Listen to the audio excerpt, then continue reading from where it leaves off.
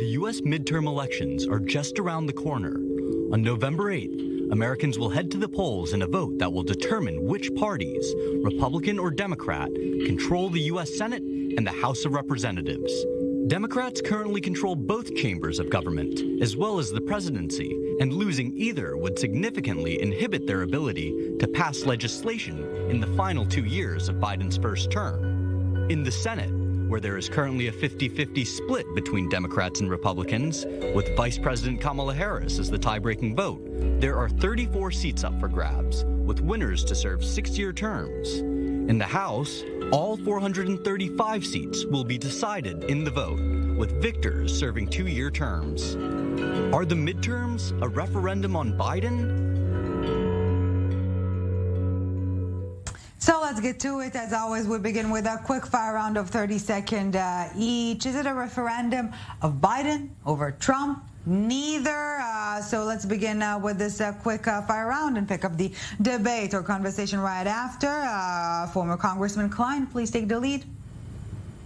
Sure. Well, and listen, this is a challenging time in the world, not just the United States. And obviously, to some degree, people will look at the president and say, yeah, I like what I see. Obviously, came through a pandemic and a lot of challenges right now. But on the other hand, amazing things have been accomplished since the pandemic, including the fact that we passed major legislation on transportation, fixing infrastructure. And then there's the social issues. You know, abortion is really being a key issue to a majority of the United States. So I think all that goes into the mix. And on that note, Trimmel, Gomes, your take?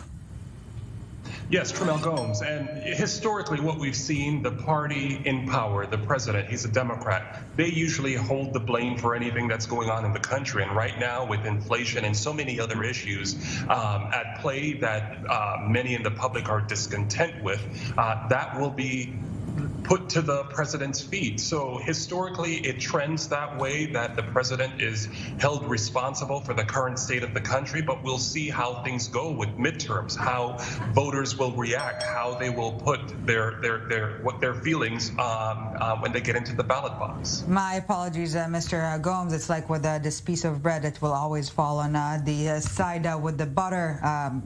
Mr. Gomes, my apologies. David Wiener, your 30 seconds are on. Yes, I agree with him. Basically, it's all about the pocketbook right now. Nobody cares about the abortion issues. They've brought it up in the debates. It's fallen flat on the ears of everybody, and it's all about the economics right now. People are suffering, and they can say they did a lot of stuff, but they haven't done anything to actually help the people where it matters, and that's on the kitchen table, in their pocketbooks, and to bring the food home. So on that note, gentlemen, please feel free to interact. Are midterms topic-oriented at all, or are we staying with this ad hominem kind of debate still? Yeah, I'll just jump in. First of all, I think all these things are on the table. I mean, it's correct that, Democrats being the party in power will get the challenge here. But I think there's no question. There's a lot of things going on, including the fact that there was a coup d'etat that was waged by, Donald Trump's followers that threatened a lot of people. That's on people's minds. I know you can pretend it's not there, but it's there. And there's violence. It's not on people's minds. Everybody that sees about it, the whole trials that they put for January 6th, nobody's paying attention to those trials. Nobody cares about that because everybody knows that there was a few radicals that went and did some stupid things, and all the rest they just kind of did, whatever. And nobody, that's an old story. Nobody cares about it. The Democrats keep bringing it up over and over again.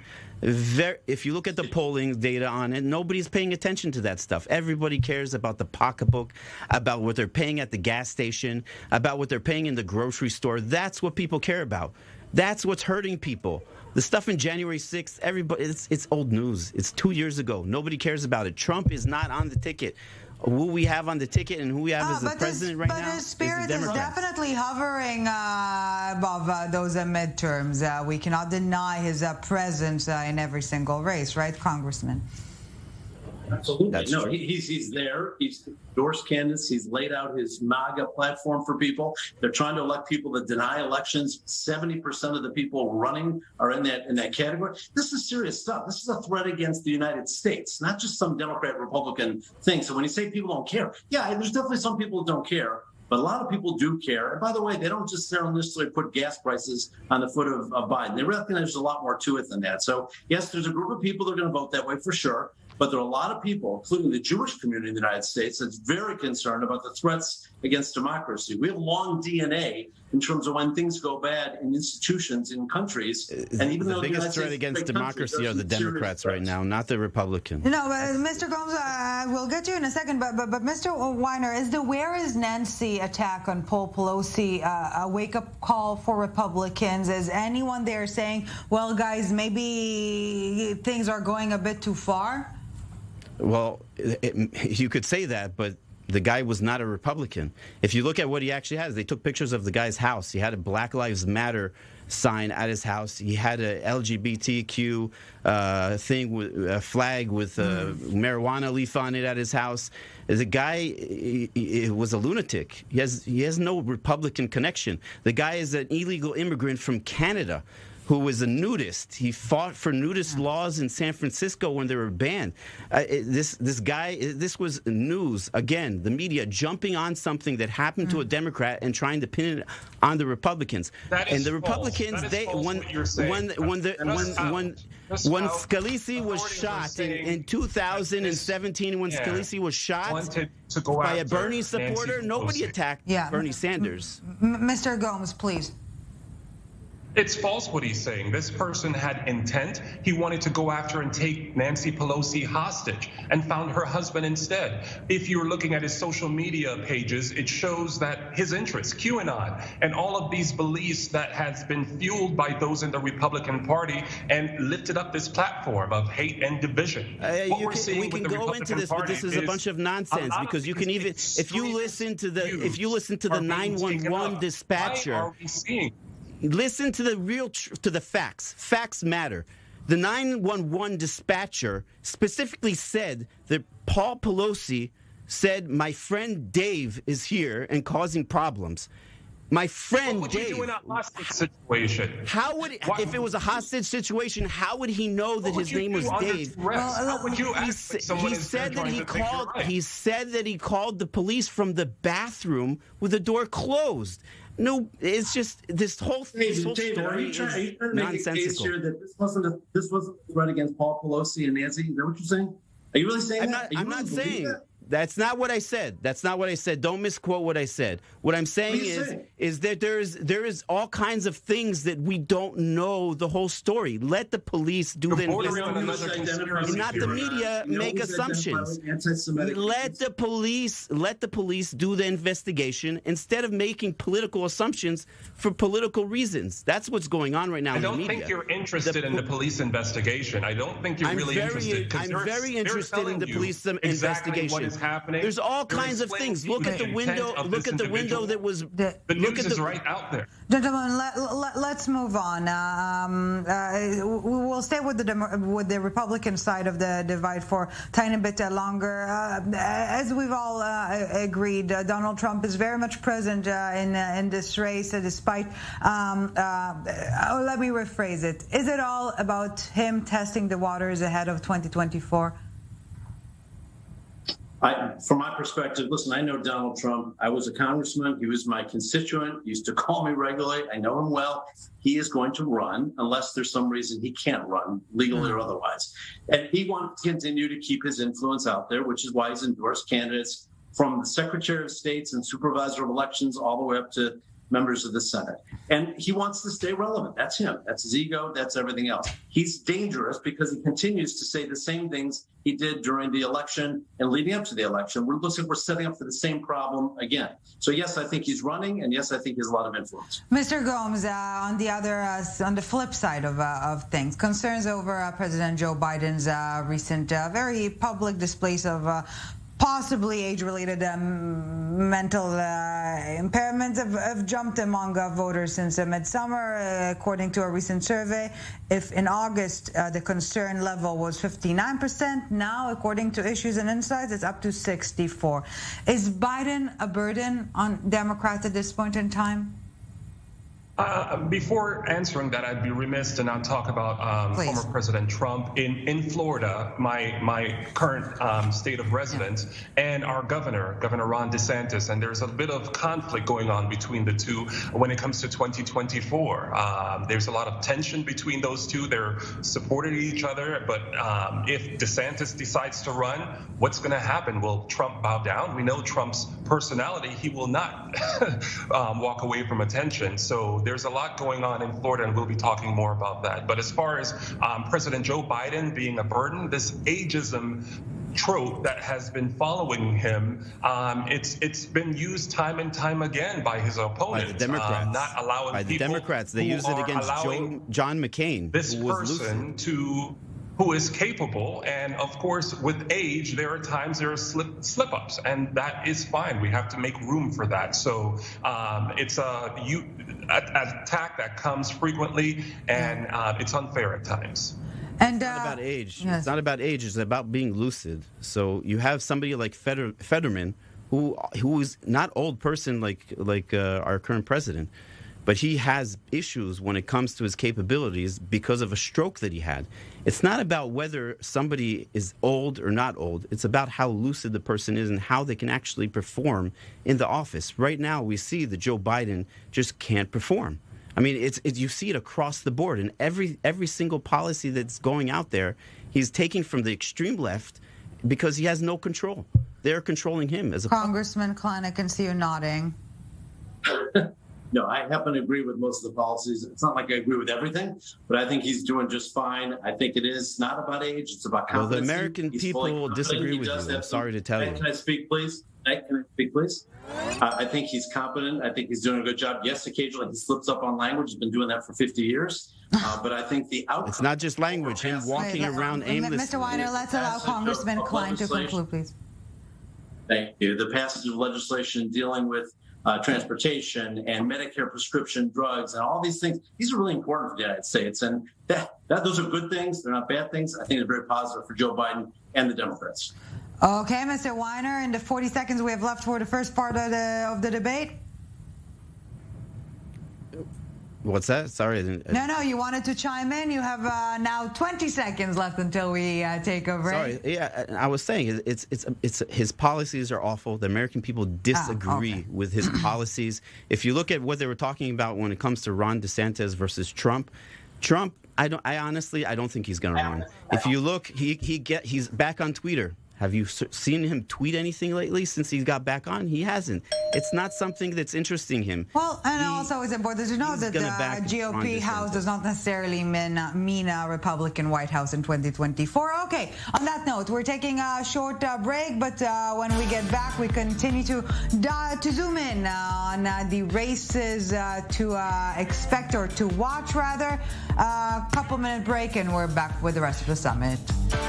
Welcome back to the summit. Still with us, former Congressman Ron Klein, chairman of the Jewish Democratic Council of America, Mr. Trimmel Gomes, political commentator, and David Weiner, director of field operations at Republicans Overseas Israel. Thank you, gentlemen, for sticking with us. We're also staying on topic, but now, which states should we watch out for in the U.S. Senate race? Let's take a quick listen to some recent remarks and pick up the conversation from there.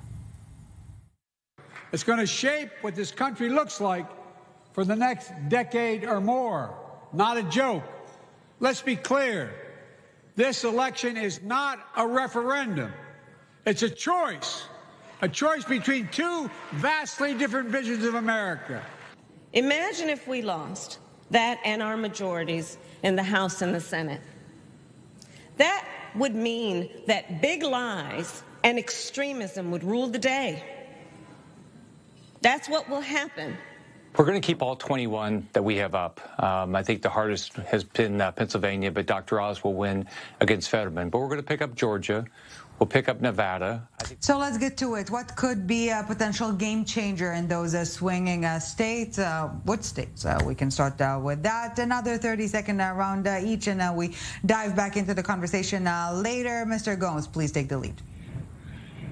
Well, several states are really close to watch: Arizona, Georgia, Michigan, Nevada, and Wisconsin. Particularly Georgia, it's my neighbor to the north from Florida. You have Raphael Warnock, who is running against Herschel Walker. Raphael Warnock, the incumbent, and Herschel Walker, a controversial figure supported by Trump against abortion, but has been found to have paid for abortions in the past. He's accused of that. So lots to watch and see how it all plays out. Former Congressman Klein, your thoughts?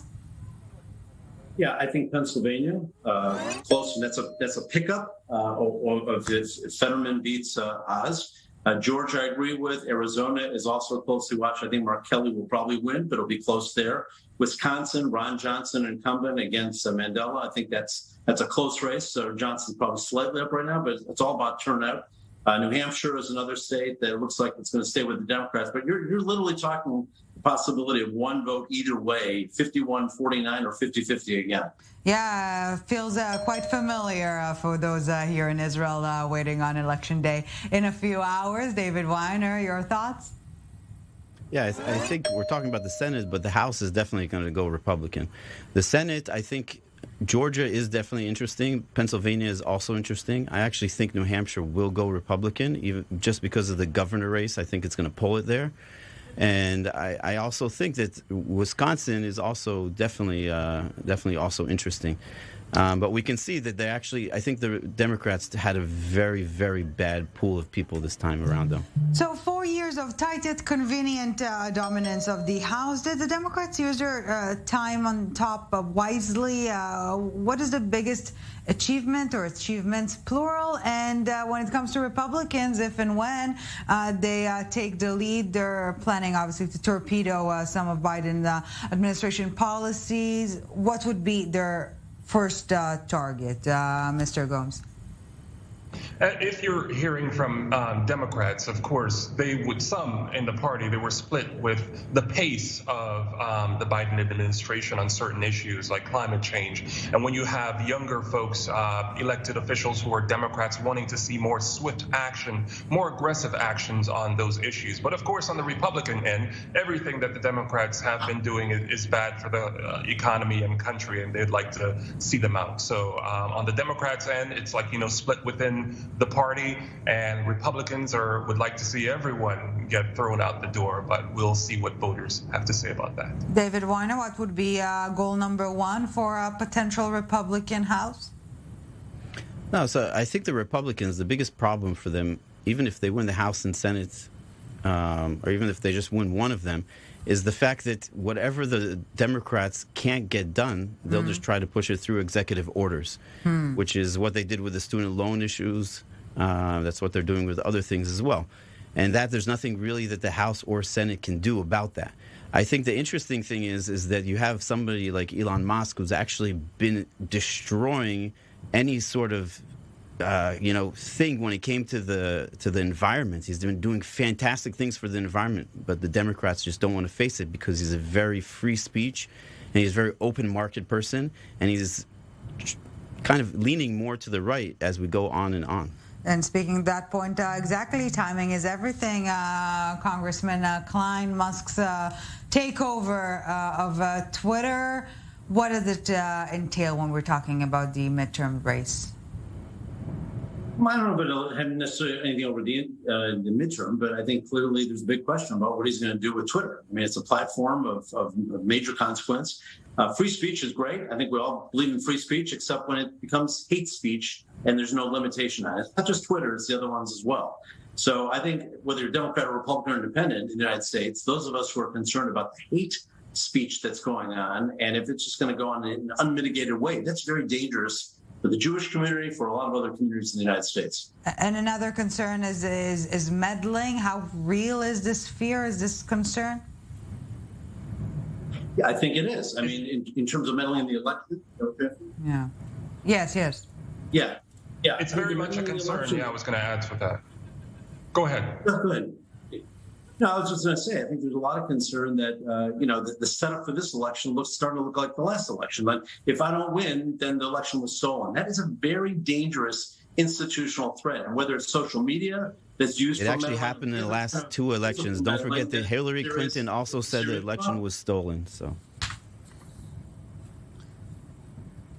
I was just saying it was Hillary Clinton. Hillary Clinton's because he refused to concede and still believes that he won the election and pushing forward conspiracy theories. And we have so does Hillary Clinton. Other and so does elected Whoopi Goldberg from The View. The country who so are does Stacey Abrams into Georgia. Saying that the election was stolen. It's false, and this is what is leading to this rise of violence, including the recent attempted attack on House Speaker Nancy Pelosi. Unfortunately, her husband was in the hit of this. And before we let you go, gentlemen, let's try and zoom out a bit. When it comes to foreign policy, how dramatic, how alarmed should the global community be, if any at all, if we will see whatever the results would be? Let me phrase it that way. David Wiener. Look, I think from an international perspective, I think they'll be very, very happy if the Republicans take over the Senate as well as the House. Because the effect that America has on the whole world, also in Israel, is very drastic. I mean, even right now, the U.S. is trying to meddle in Israeli elections because of a part of the religious Zionist party that has Ben Gvir in it. Because Israel wants somebody that's going to protect their people. And America is coming against somebody like that wants to protect its people against terrorists. So I think it has a dramatic effect. We see it in Russia, in Ukraine. We see it with China. We see it all over Europe. The world is suffering financially because of America's weakness. Yes, Mr. Gomes, briefly, please, so we can hear Congressman Klein as well. Yes, consistency is key, and the tone that is set from this election with whoever's in charge and the leadership going forward, as we've seen in history and in the most recent administration, the volatility and the uncertainty that rattled markets and rattled everything across the globe. So people want stability and assurance going forward. So that's what is basically on the ballot when people go to vote. Congressman Klein, final remarks? Yeah, I agree with that. I think Joe Biden has at least been trying to restore U.S. reputation, brand of stability and leadership around the world. Kevin McCarthy, the leader of the House Republicans, has said that he would pulling support from Ukraine. That's playing right into Vladimir Putin's hands. And that kind of signaling from Republicans is very, very dangerous in the leadership that the United States needs to continue to provide, whether it's for Israel or any of our allies around the world.